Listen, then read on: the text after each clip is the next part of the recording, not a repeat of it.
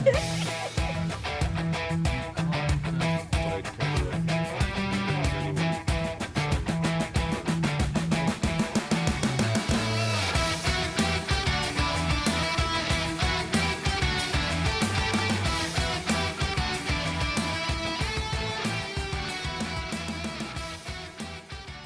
hello everybody and welcome back to my channel. And our today's video is quite special because today I'm not going to any special place or talking about different cultural aspects of China.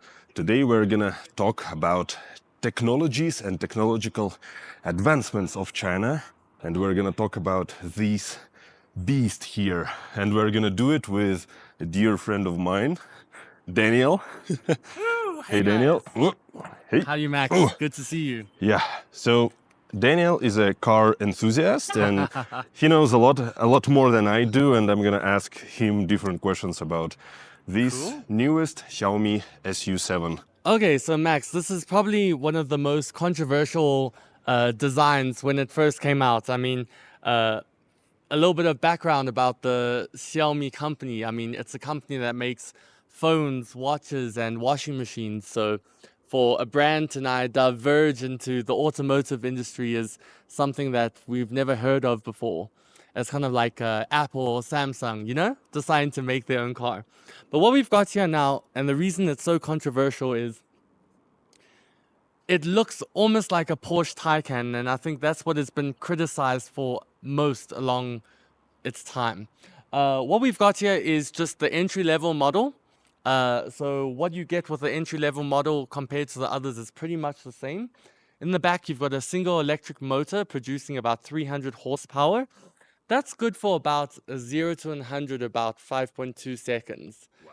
Yeah, Okay, yeah, that's fast. that's quite good. But I mean, for your everyday use, the battery in this thing will get you about 660 kilometers worth of travel. So Nice. you don't need to worry too much about your everyday travels. Sounds cool. Sounds cool. Yeah, it's really a cool car. A lot of people, they compare it to Tesla. Yeah. And why is it so, and what do you think about such comparison? Well, I mean, Tesla's one of the earliest arrivals here in China, okay? They've been in the market for a good couple of years now. I think about over 10 years at least. The reason that this is so different and so good is that because they've come in at a similar price point, but the list of specifications and the quality of the vehicle is that of a much better than Tesla. So a lot of young buyers and new buyers are flocking out to go and buy this. I mean, just some crazy stats. At the moment, there's a 6-month waiting list for this vehicle. Wow. Should you want to get it. Yeah. Wow. They sell about 25,000 of these a month. And like I said, the waiting list is about 6 to 7 months. Yeah. Damn. Was it hard to rent it for today? Actually, you know, that's one of the great things about being in China. You just hop on an app and yeah, I mean, within 1 hour, it was confirmed that I'd have this car today. Yeah. How much did you pay? I paid about 540 RMB for it. For the full day? For the full day, and that includes full comprehensive insurance. So we don't need to Nice. worry about accidents or anything. Okay, sounds cool. Yeah. Now, let's take a look. Okay. Let's take a look inside. What I don't really like that they have a button inside. So I kind of got used to that you usually drag this thing and open. But with a button, you kind of need to touch it and find it. All right. I think that's where a lot of people, compared to traditional cars, they're gonna have to take time to get used to, is that there's a lot of electronics around this.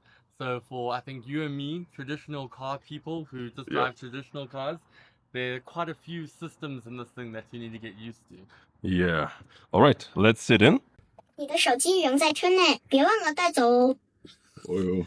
All right. So the car is quite clever and intuitive. So what we need to do is every time you get in the car, and it's a little bit annoying, you need to use the phone's app and you scan it, and it basically logs you into the vehicle. Really? So what happens if you don't have the phone or your battery is dead? So that's one of the key issues with this vehicle at the moment. And you need to buy a key. It's the first car separately. It's one of the first cars that I've ever test driven before. and it's the first electric car that I'm properly reviewing, that you need to buy a separate key. Yeah, that's kind of strange. But you know, I think, well, we live in China, so China's like crazy technological advanced. Yeah. And actually, I never encountered a situation where my phone would be like absolutely dead because I can just take one of these power banks. Power banks, Yeah, right? just- Exactly. Especially like now they're trying to get this car overseas, right? So I think for a lot of people who do live overseas, I think they would need to provide the key as a basic That's true. feature. This one works from the NFC, right? This one works from NFC, exactly. So the minute the car detects that you close to it, it will automatically unlock. Like you say, you from Russia, I'm from South Africa, from a country where the crime rate is quite high. All right. I would not. Luckily, these features can be turned off though. Automatic unlock and lock. Yeah. Okay, that's smart. That's smart. Yeah. All right. And talking about, you know, all the features, I know that Tesla got famous for having the autopilot. It was one of the first companies that implemented it. Yes. How about Xiaomi? So Xiaomi's work quite closely with NVIDIA. I don't know if you know NVIDIA. Of course. They make probably most of our chips in the world. So all about the base model, they come with NVIDIA Orin chips, and they are the AI chips which control a lot of the AI at the moment. So Tesla sort of partnered with them, and they've developed their own autonomous driving package, basically. So it can drive autonomously. It can drive by itself, yes. Did you try? I did try. It's quite freaky, actually. Especially the feature where you pull up and you select a parking space, and you can actually tell the car that you will get out of it, and then you tell it on the app you want to park, and it will park itself in the parking. It's quite freaky to actually watch. You know, I remember when I passed the driving test, when I was getting my first driving license, that was the most annoying part. And everyone hated it, doing this like parallel parking. Parallel parking, Yeah, you know? yeah. And so now the car can do it by itself. The car can do it by itself, yes. Wow. Yeah. Okay. And what's actually nice about this car as well is that I'll show you, when you automatically put your foot on the brake, it starts up. I'm going to slowly back up towards this wall over here. It will start giving you centimeter specific information about how close you are to the wall. Wow. And I think that's great, especially for new drivers. Well, it's the Xiaomi car, and the Xiaomi is mostly famous for producing phones, like household appliances, or how do you say it? Household appliances, yeah. And so, and it has this ecosystem with these smart speakers, with your phone, with even like kettles, electrical kettles. right. So basically, you can control all of this stuff with your voice when you're at home. Yeah. Can this car be integrated in this ecosystem? So that's one of the great things about this car. They've completely integrated into the ecosystem. So if you're on your way home, for example, and you've got your smart home set up at home, you can tell the car directly to, for example, turn on the lights at home, boil the water, you know, get the rice going, for example. Make the bath. Make the bath even, you know. All right. And vice versa, you know, when you're at home, you can, through your smart speaker, tell the car what you want it to do. So let's say, for example, it's a super hot day. You can tell it, set the temperature to a certain amount, and set it up for your wife, or set it up for your kids, or whoever's going to be driving the car. And by the time you reach the vehicle, it would have already pre-prepared the air conditioning and everything for you. Sounds That's amazing. quite insane. Yes, that's insane. But you see, the thing is that in my hometown in Russia, usually in winter we have like -30, -35. Yeah. And I think that's the maximum. But we also have some cities in Russia where the winter temperature is -40. And if you go to Siberia, it will be -60, -70. No, thank you. Yeah, that's tough.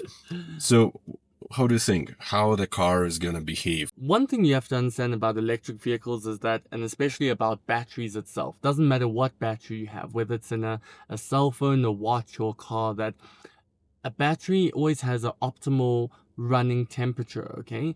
And when the surrounding environment does not meet that optimal temperature, it degrades the battery, okay? Right. So what the cars are programmed to do is, in hot situations, the car will automatically start cooling the battery. And in cold situations, it will automatically start priming the battery and getting it warm for you. Interesting. So it kind of makes the suitable environment for the battery. It basically keeps the battery in kind of like a suitable environment all the time. Okay. The trade-off benefit, however, is if you do live in a very hot or very cold place, your battery usage will be a lot more. Yeah, That's the only thing. So can you imagine. coming from Russia, for example, maybe you say the car's claimed 660 kilometers. In an average good environment, you might only get 78, 79% of that. Perhaps in Russia, you might only get about 55, 60% of that, depending on the conditions. Yeah. Well, that's a Russian winter. You just need to learn I how mean, to for live with example, today, right, we collected the car and we haven't really driven that much, but the aircon's been on. There's been 4 of us in the car and we've gone down from 80 to about 72% already. Yeah. Well, but anyway, I absolutely love the feature that you can kind of connect the car to the ecosystem. To the house. Yeah. Because very often when you are in Russia and you wake up in the morning to go to work, you kind of need how it was in my childhood. How it was in childhood. My dad would have to go to work, and so I was that like Xiaomi assistant who would go out, turn on the car, Let it warm up. let it yeah. warm up. Yes, maybe sometimes I would have to like take the battery from home because we would leave it at home yeah. to keep warm, and then go put it in the car in the and car. then start the engine Oh my and God. like warm up the car. So Wow. now the car can do it by itself. Exactly.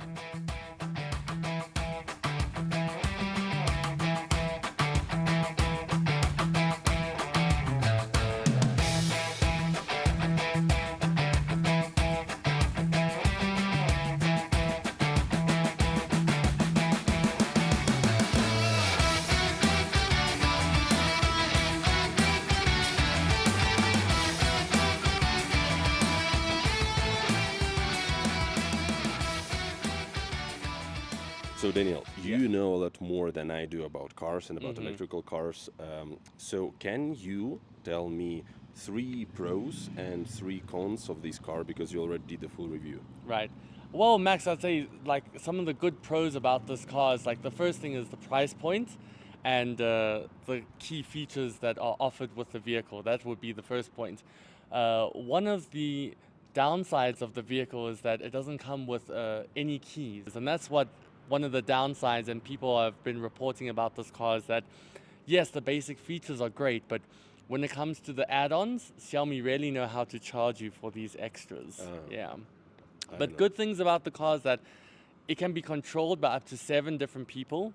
It has remote wireless access, so if you're stuck in a difficult situation and you need someone to unlock the car, help you set the car up or something, or even if you need to control another person. For example, you've got your kids that want to take your car for a joyride. You can control the speed at which the car can go and the power that it can deliver.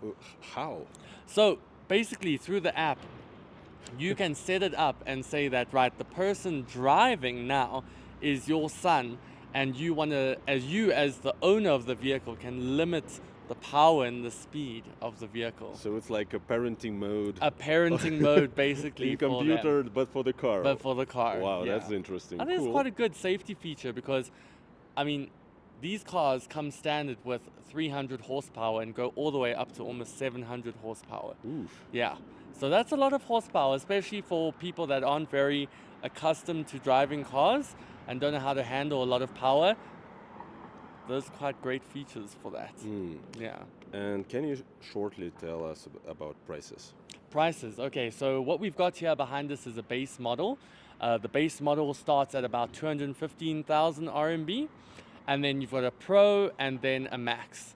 My recommendation is if you need everyday driving, go for the base model. If you want something a bit more, go for the Max. The Max only gets you about 300,000 RMB, but the features and everything that it includes is a lot more than the base model. All the Pro does is adds in a few features and a bigger battery, which means you can travel further, but it makes the car heavier and slower.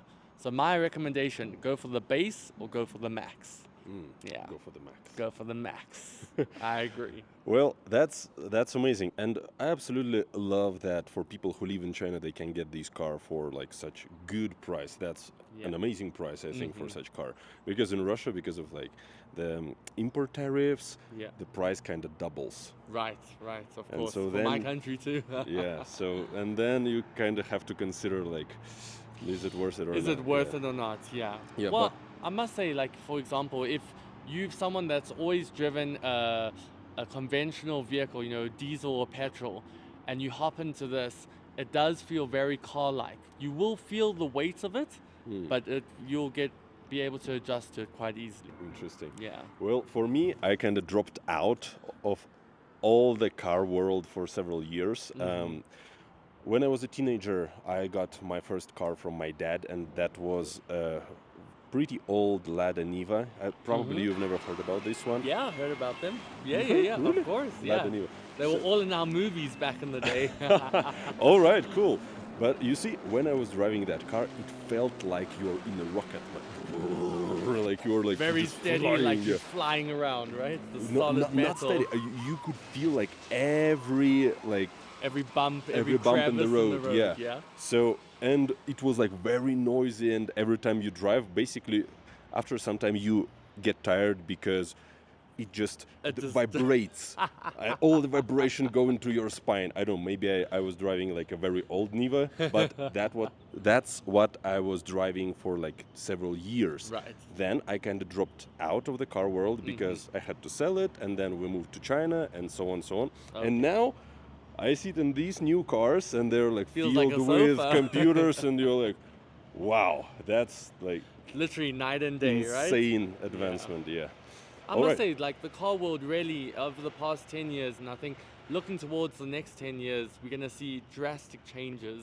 There's going to be a lot more electric vehicles. I mean, for the viewers out there, you can even go have a look. Toyota and BMW recently have been partnering up quite a lot, working on hydrogen technology. That's something very interesting. A combustion engine that runs on hydrogen alone, where the only byproduct is water coming out of the exhaust. Go check it out. It's quite cool. I believe we will do some more videos with you. Let's do that. About this. Okay, thanks Daniel. Thank you Thanks. for your time. Thanks, Max. Yeah. It was great to see you again. Yeah, so guys, go check out Daniel's channel. I Cheers, believe guys. Thanks for he having still us. I believe he still has a lot to tell you. Bye. And now the obligatory test. Will the tailgate crush my hand or not? Let's try. Ah! Oh! Lucky.